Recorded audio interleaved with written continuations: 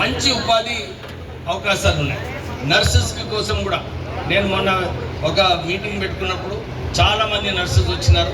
వాళ్ళందరూ కూడా అంటున్నారు, మాకు మంచి అవకాశం ఇప్పించినారు సార్, మేమందరం కూడా అక్కడ పనిచేస్తున్నాం. కొందరు అనుకుంటున్నారు, అరే ఇక్కడ నుంచి ఉద్యోగాలు బయట దేశాలకు పోతున్నాయి, కానీ మన దేశంలో జనాభా అంత ఎక్కువ మంది ఉన్నారు. ఎంతమంది పోయినా కానీ మనకు ఇక్కడ ఉద్యోగ అవకాశాలు ఇతర వాళ్ళకు లభిస్తుంది. సో ఎవరు కూడా నిరాశపడేది అవసరం లేదు. మీరందరూ కూడా మంచిగా ట్రైనింగ్ చేసుకుంటే మీకు కూడా పంపించే అవకాశం ఉంటుంది. తర్వాత ఇప్పుడే మా సోదరుడు అన్నాడు, సార్ లాస్ట్ టైం మీరు ఇక్కడికి వచ్చినప్పుడు మేము ఈఎస్ఐ హాస్పిటల్ కావాలని మేము కోరినాము.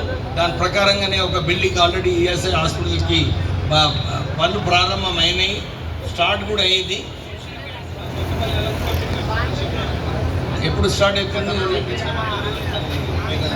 అదే, సో తొందరగా స్టార్ట్ చేయండి. నేను మొన్ననే 65 కోట్ల రూపాయలు ఈఎస్ఐ డిస్పెన్సరీస్ అందించడం కూడా ఎక్కడ కూడా మెడిసిన్స్ తక్కువ పడకుండా 65 కోట్ల రూపాయలు రాష్ట్ర ప్రభుత్వం నుంచి ఆల్రెడీ ఈఎస్ఐ కార్పొరేషన్కి నిధులు కేటాయించడం జరిగింది. సో అందరూ కూడా ఇక్కడ ఇది ఇండస్ట్రియల్ ఏరియా, ఇక్కడ దీన్ని సరిగా ఉపయోగించుకోవాలి. ఈఎస్ఐ హాస్పిటల్కి ఇక్కడ ఇంకెక్కువ నిధులు అవసరం ఉంటే నా దగ్గరికి రండి, నేను డెఫినెట్లీ మీ ఈఎస్ఐ హాస్పిటల్కి నేను శాంక్షన్ చేపిస్తాను.